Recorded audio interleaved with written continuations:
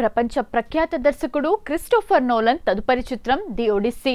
తాజాగా రిలీజ్ అయిన ఈ సినిమా ట్రైలర్తో మరోసారి సినీ ప్రపంచాన్ని ఆశ్చర్యపరిచాడు నోలన్. 2.5 నిమిషాల నిడివి గల ఈ ట్రైలర్ ట్రోజన్ యుద్ధం తర్వాత ఒడిస్సీ సాగించిన ప్రమాదకరమైన సముద్ర ప్రయాణాన్ని కళ్లకు కట్టినట్లు చూపించాడు. గంభీరమైన సముద్ర దృశ్యాలు, పురాణ కాలం నాటి వింత జీవులు, మంత్రముగ్ధుల్ని చేసే సైరన్ల మధ్య సాగే యోధుల పోరాటాలు ప్రేక్షకులకు సరికొత్త అనుభూతిని ఇస్తున్నాయి. ఈ విజువల్స్ కి లుడ్విగ్ గోరాన్సన్ అందించిన నేపథ్య సంగీతం నెక్స్ట్ లెవెల్ అనే చెప్పాలి. ప్రముఖ టాక్ షో ది లేట్ షోలో పాల్గొన్న నోలన్ ఈ సినిమా గురించి కొన్ని విశేషాలు మాట్లాడుతూ తన శైలికి భిన్నంగా కాకుండా ఈ కథను కూడా నాన్ లీనియర్ పద్ధతిలో, అంటే కాలక్రమంతో సంబంధం లేకుండా విభిన్న కోణాల్లో తెరకెక్కిస్తున్నట్టు తెలిపారు. ఈ చిత్రంలో మ్యాట్ డామన్ ప్రధాన పాత్రలో నటిస్తుండగా టామ్ హాలండ్ కీలక పాత్ర పోషిస్తున్నారు. పెనెలోప్ పాత్రలో ఆనే హాత్వే కనిపించనుండగా జెండయా మరియు షార్లిజ్ థెరాన్ ఇతర ప్రధాన పాత్రల్లో నటిస్తున్నారు. టెక్నికల్ పరంగా కూడా ఈ సినిమా అత్యున్నత ప్రమాణాలతో రూపొందింది. పూర్తి స్థాయిలో ఐమాక్స్ ఫిల్మ్ కెమెరాలతో చిత్రీకరించిన ఈ చిత్రం వెండితెరపై ఒక అద్భుతమైన దృశ్య రూపాన్ని ఆవిష్కరించనుంది. నోలన్ సినిమాల్లో ఉండే ట్విస్ట్లు, భారీతనం ఈ సినిమాలోని కావాల్సినంత ఉండబోతున్నాయి. ఈ విజువల్ వండర్ జూలై 17, 2026న ప్రపంచవ్యాప్తంగా థియేటర్లలో విడుదల కానుంది.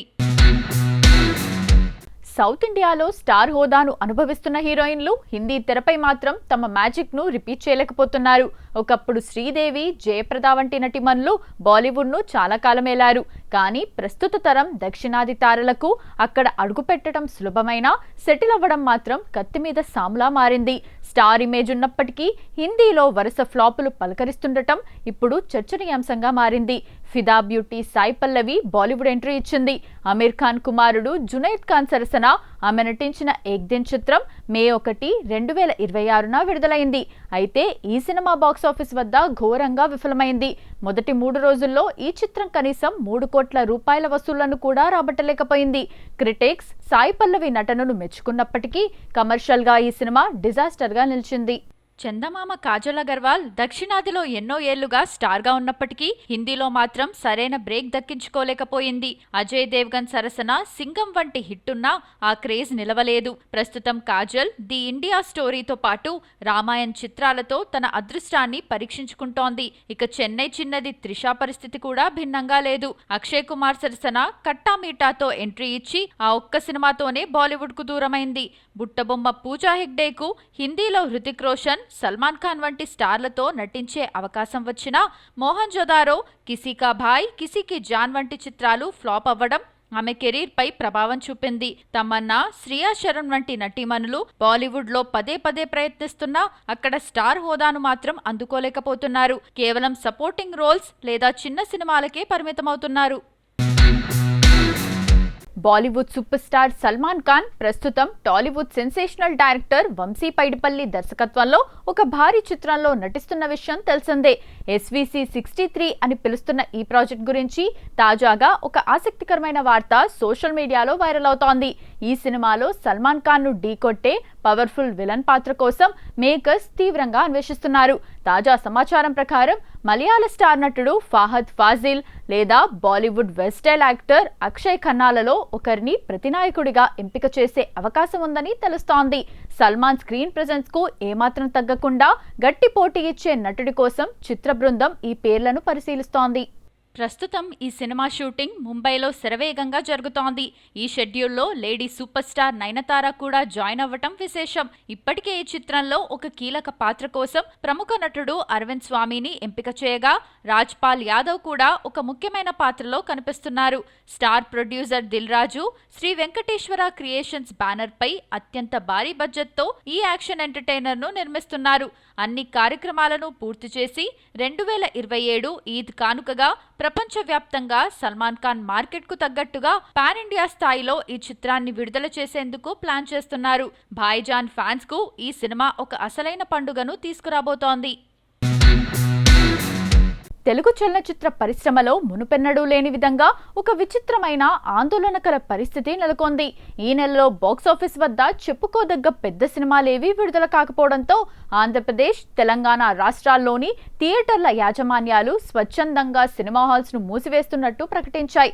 ముఖ్యంగా బీసీ సెంటర్లలోని సింగిల్ స్క్రీన్ థియేటర్లు కనీస నిర్వహణ ఖర్చులను కూడా రాబట్టలేక తీవ్ర నష్టాల్లో కూరుకుపోయాయి. నగరాల్లో సైతం పరిస్థితి ఏమీ ఆశాజనకంగా లేదు. చాలా థియేటర్లు రోజుకు కేవలం 1 లేదా 2 షోలతోనే నెట్టుకొస్తున్నాయి.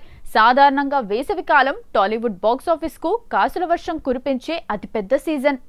కానీ గత 3 ఏళ్లుగా ఐపీఎల్ సాకుతో టాలీవుడ్ మేకర్స్ సరైన ప్రణాళిక లేకుండా ఈ కాలాన్ని వృధా చేస్తూ వస్తున్నారు. టాలీవుడ్ మేకర్స్ ప్రణాళికా లోపం వల్ల థియేట్రికల్ వ్యాపారం ప్రస్తుతం పూర్తిగా పడిపోయింది. ఇక ప్రస్తుతం పరిశ్రమ వర్గాలన్నీ mega power star Ram Charan నటిస్తున్న పెద్ది సినిమాపైనే గట్టి ఆశలు పెట్టుకున్నాయి.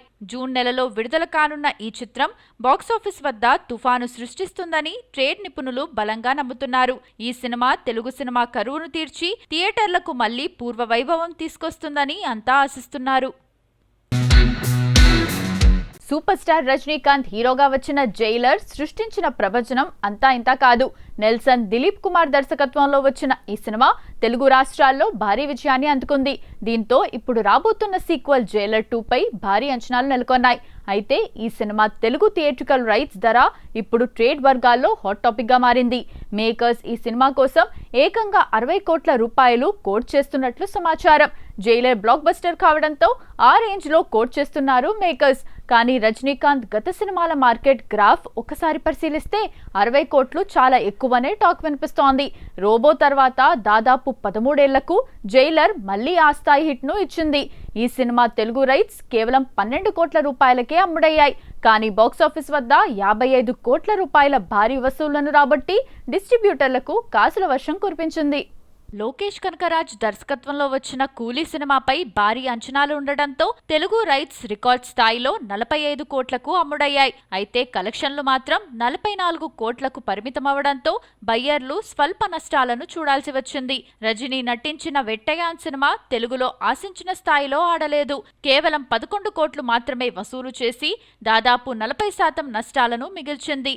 జైలర్ మొదటి భాగం తక్కువ ధరకు రావడంతో భారీ లాభాలు వచ్చాయి. కానీ ఇప్పుడు జైలర్ 2 కోసం మేకర్స్ అడుగుతున్న 60 కోట్లు అనేది చాలా పెద్ద మొత్తమని విశ్లేషకులు భావిస్తున్నారు. ఈ సినిమా బ్రేక్ ఈవెన్ కావాలంటే దాదాపు 120 కోట్ల గ్రాస్ వసూలు చేయాల్సి ఉంటుంది. రజనీకాంత్ క్రేజ్ మరియు నెల్సన్ మార్క్ టేకింగ్ పై నమ్మకం ఉన్నప్పటికీ బయ్యర్లు వెనకడుగు వేస్తున్నారు. ఒకవేళ ఈ ధరకు బయ్యర్లు ముందుకు రాకపోతే కమిషన్ ప్రతిపాదికన సినిమాను విడుదల చేసే అవకాశం ఉంది.